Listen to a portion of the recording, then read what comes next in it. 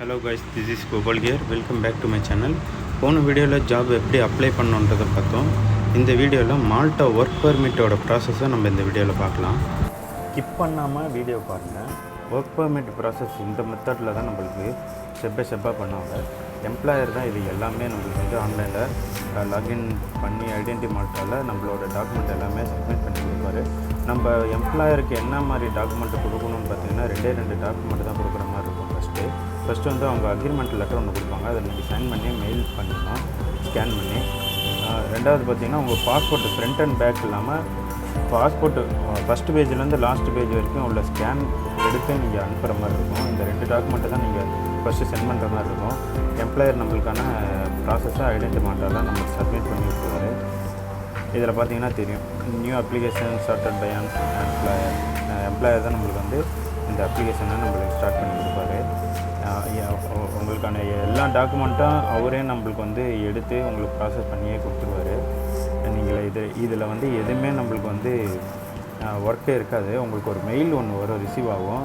அதில் இது மாதிரி இந்த கம்பெனிலேருந்து உங்களுக்கு வந்து ஜாப் கொடுத்துருக்காங்க, இந்த டாக்குமெண்ட்லாம் கொடுத்துருக்காங்க, இதெல்லாம் ஓகேவா அப்படின்ற மாதிரி உங்களுக்கு ஒரு மெயில் ஒன்று வரும். நீங்கள் அதில் பார்த்தீங்கனாலே தெரியும், உங்களுக்கான அக்காமடேஷன் ப்ரூஃப்லேருந்து அதுக்கப்புறம் என்ன ஒர்க்கு, என்ன சேலரி, இந்த மாதிரி டீட்டெயில்ஸ் எல்லாம் உங்களுக்கு வந்து அதிலே உங்களுக்கு டாக்குமெண்ட் பண்ணியிருப்பார் எம்ப்ளாயரு. நீங்கள் அதில் செக் பண்ணி பார்த்தீங்கனாலே தெரியும்.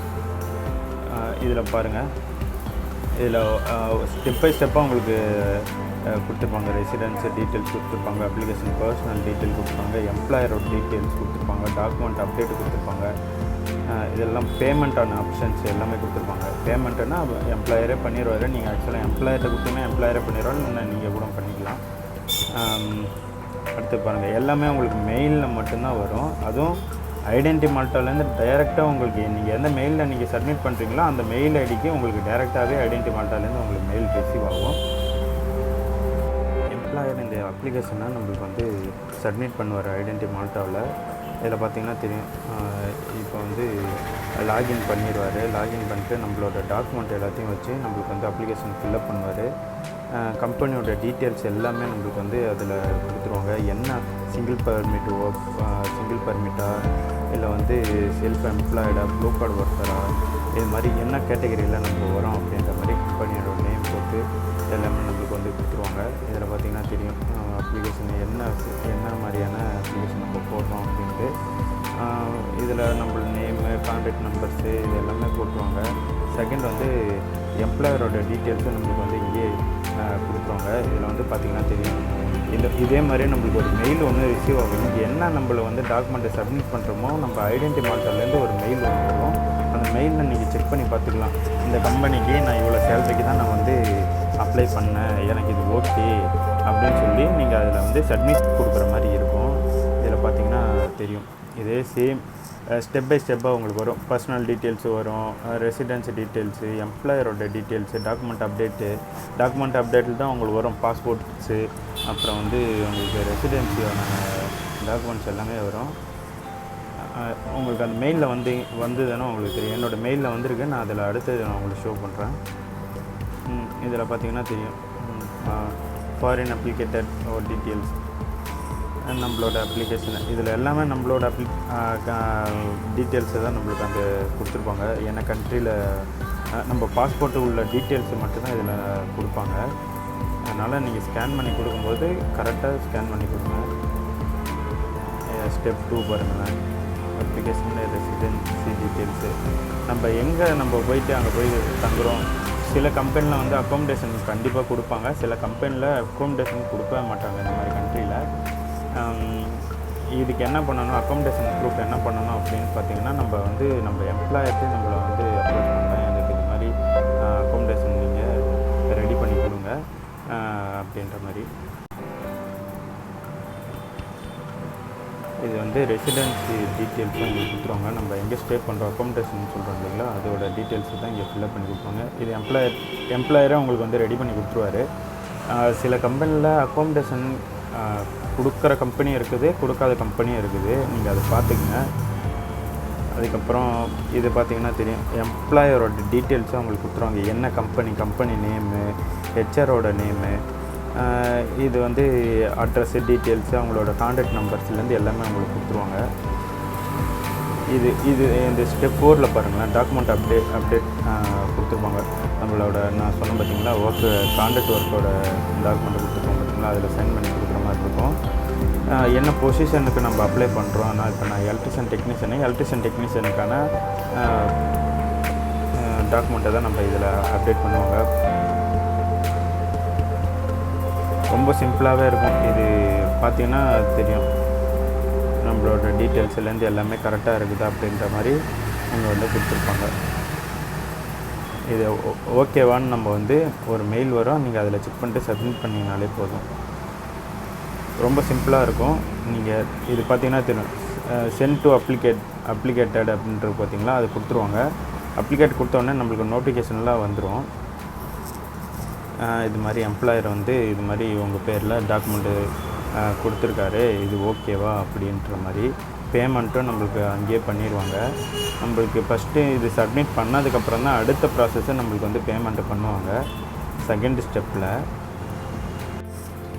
இது பேமெண்ட்டுக்கான ஒரு ஸ்டெப்பு தான் இது நம்ம வந்து 288 ஈரோ கட்டுற மாதிரி இருக்கும். நீங்கள் எம்ப்ளாயர்கிட்ட கொடுத்து நீங்கள் கட்டலாம், இல்லை அப்படின்னா நீங்களே கட்டுற மாதிரி கூட இருக்கலாம். நீங்கள் எம்ப்ளாயர்கிட்டே கொடுத்தீங்கன்னா அவங்களே கட்டிடுவாங்க. 288 ஈரோ கட்டுற மாதிரி இருக்கும். இது எல்லாமே உங்களுக்கு மெயிலில் வந்துடும். நீங்கள் 280 ஈரோ எம்ப்ளாயர் கட்டியிருக்காரு அப்படின்ற மாதிரி மெயில் வந்துடும். இது உங்களுக்கு கிரெடிட் நோட் அப்படின்ற மாதிரி இருக்குது பார்த்தீங்களா, இதில் உங்களுக்கு வந்து டீட்டெயில்ஸ் எல்லாமே உங்களுக்கு வந்துடும், மெயிலே ரிசீவ் ஆகும்.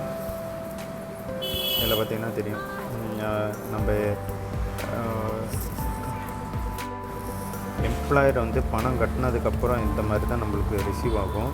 நம்மள எம்ப்ளாயர் பணம் கட்டிட்டாங்க அப்படின்ட்டு 280 ஈரோ அப்படின்ற மாதிரி, யுவர் பேமெண்ட் வாஸ் சக்ஸஸ்ஃபுல் அப்படின்ற மாதிரி வரும். நம்மளுக்கு மெயில் வந்துடும். 280 ஈரோ நம்ம எம்ப்ளாயர் கட்டுறாங்க அப்படின்ற பட்சத்தில் கண்டிப்பாக மெயில் வரும்.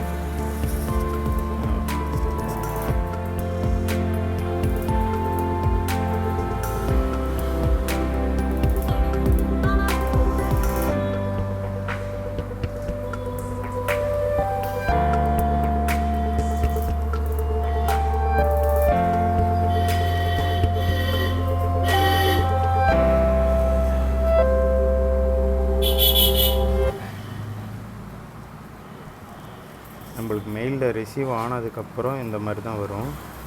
பார்த்திங்கன்னா தெரியும், இது மாதிரி தான் நம்மளுக்கு நோட்டிஃபிகேஷனில் வரும். நீங்கள் இந்த மாதிரி உங்கள் பேர் தானே, இது மாதிரி உங்கள் பாஸ்போர்ட் நம்பர், உங்கள் டேட் ஆஃப் பர்த்லேருந்து உங்களுக்கு உங்களோட மெயில் ஐடி முதற்கொண்டு இதில் வந்துடும். என்ன வேலிடிட்டி, நீங்கள் என்ன தேதிக்கு அப்ளை பண்ணியிருக்காங்க அப்படின்ற இதெல்லாம் உங்களுக்கு இதில் கட்டிடுவாங்க. பேமெண்ட் இது மாதிரி ஆகிடுச்சு அப்படின்ட்டு சப்மிட் அப்ளிகேஷன் உங்களுக்கு ஒரு இது வரும். நீங்கள் அதை கிளிக் பண்ணிங்கனாலே போதும், அவ்வளோதான். இது வந்து பார்த்திங்கன்னா தெரியும், இது ஸ்டேட்டஸ்ன்னு சொல்லி வரும். இது என்ன அப்படின்னா, உங்களுக்கு அப்பப்போ ஸ்டேட்டஸ் நீங்கள் பார்த்துக்கலாம். உங்களோட பாஸ்போர்ட் நம்பரும் உங்கள் date of year, birth, month and year, இதை வச்சு பார்த்திங்கனாலே உங்களுக்கான ஸ்டேட்டஸ் என்ன, இப்போ அப்டேட் என்ன கரண்ட்டு ஸ்டேட்டஸ் இருக்குது அப்படின்ற மாதிரி நம்ம டெய்லியுமே செக் பண்ணிக்கலாம். என்ன கரண்ட்டு ஸ்டேட்டஸில் இருக்குது, பெண்டிங் ரிசீவ் பை அப்ளிகேட்டட் அப்படின்ற மாதிரி பெண்டிங்கில் இருக்குதா, இல்லை அப்ளிகேஷன் ரிசீவ் அண்ட் ப்ராசஸில் இருக்குதா, bending submission by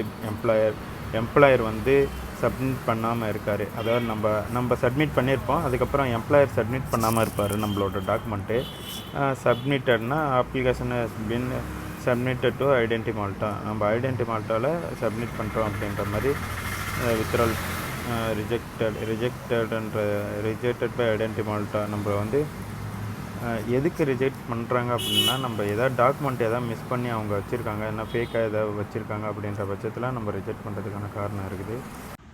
work பர்மிட்டுக்கு step by ஸ்டெப்பாக உள்ள ப்ரொசீஜர் தான் இந்த கைடு. இதை நீங்கள் பார்த்தீங்கனாலே தெரிஞ்சிடும். இந்த மாதிரி தான் உங்களுக்கு ஸ்டெப் பை ஸ்டெப்பாக உங்களுக்கு வந்து அப்ளிகேஷன் பண்ணுவாங்க. நம்ம சேனலை மறக்காமல் ஃபாலோ பண்ணிக்கோங்க. அப்போ தான் எப்படி ஜாப் ஈஸியாக அப்ளை பண்ண முடியும். நான் உங்களுக்கு டீட்டெயில்டாக சொல்லித்தரேன்.